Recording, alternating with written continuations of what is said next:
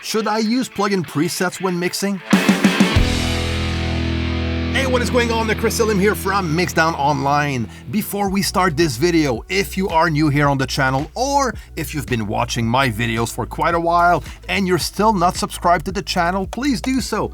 Hit that subscribe button below and the notification bell so you stay informed. And also, if you enjoyed this video, don't forget to share and to like.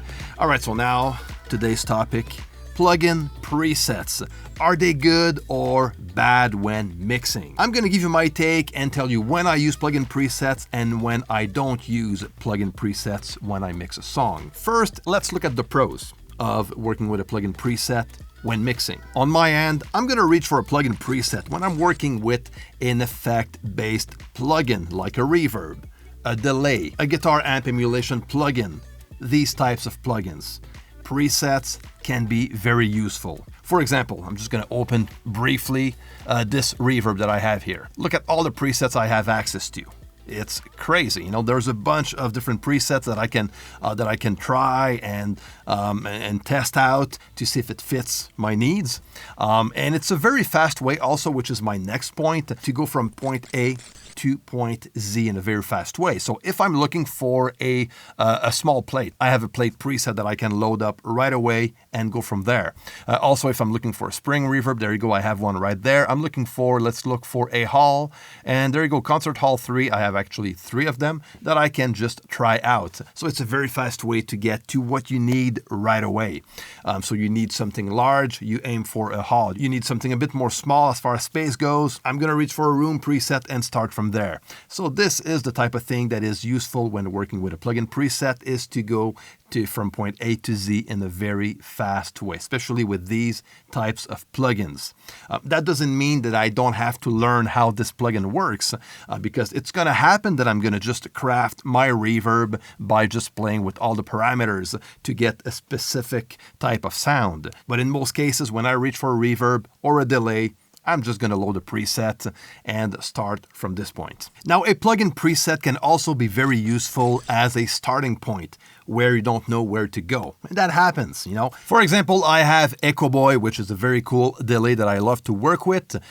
If I don't know exactly what I want, I'm going to load a preset that I think is going to sound cool, and I'm going to start from that point. Once I load the preset that I want to start with, I'm then going to tweak it around to get to the specific sound that fits well with the song I'm mixing. So using a preset as a starting point is, for the most part, what I usually do most of the time. It's not going to happen often. I'm going to just load a preset and keep it as is. I'm usually going to dive in and tweak things around to make the preset sound even better. So this is how I like to do it, and it's actually fun to do it this way. It makes the process of working with presets a bit more interesting.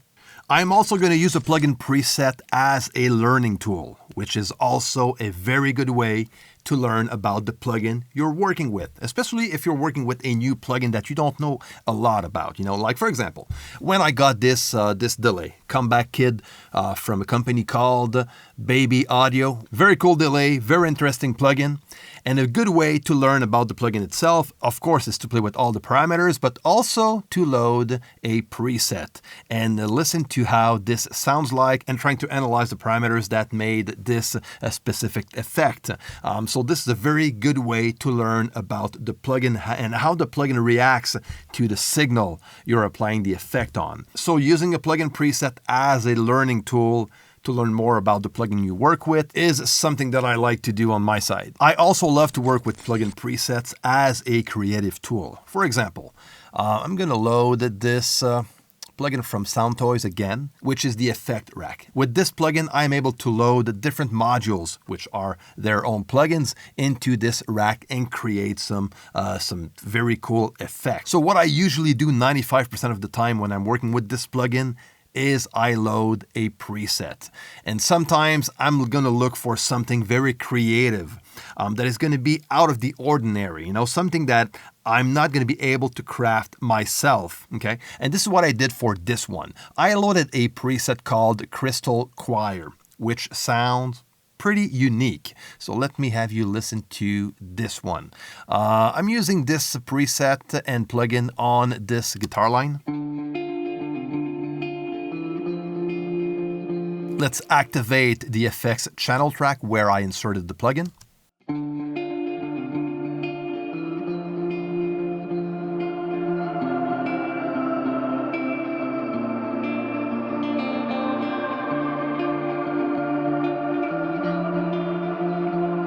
Very, very cool. So this is a combination of a bunch of effects from Soundtoys linked together, and it created that kind of almost like a synth sound, you know, which is quite nice. Now, there's no way I would have been able to craft this sound from scratch, you know. So that's why using a plugin as a creative tool like I did here was very cool. Now, I did afterwards, after I loaded this patch, I did tweak things around just to make the effect to sit better in the mix. But that's it, you know. So, you know, using a plugin preset as a creative tool is also not a bad thing. Now let me share with you when I don't use plugin presets. And it's mainly related to everything that has to do with tone and shape. First, EQ. I never work with EQ presets out of an EQ plugin. That never happens. The reason is very simple. Presets don't have ears. So there's no way a plugin is going to be able to analyze the sound, the signal you're working with, and what your signal needs as far as EQ boosts or EQ cuts or shape. You know, so that's impossible. So this is the main reason why I never use a plugin preset for EQing a signal. I'm going to use the plugin and my ears only. No presets whatsoever when it comes to EQ. For example, if I go on my kick group that I have here, I have an EQ on this channel. So let's say I'm loading a preset for kick drums. Okay, so I have a kick drum 1. Let's go with this one. Completely different than what I did, not even close. Every recording is different. Let's take vocals, for example. Every singer is going to sound different. Every microphone is going to sound different. So, you know, it doesn't make sense to load an EQ preset for a female vocal, you know, or a male vocal.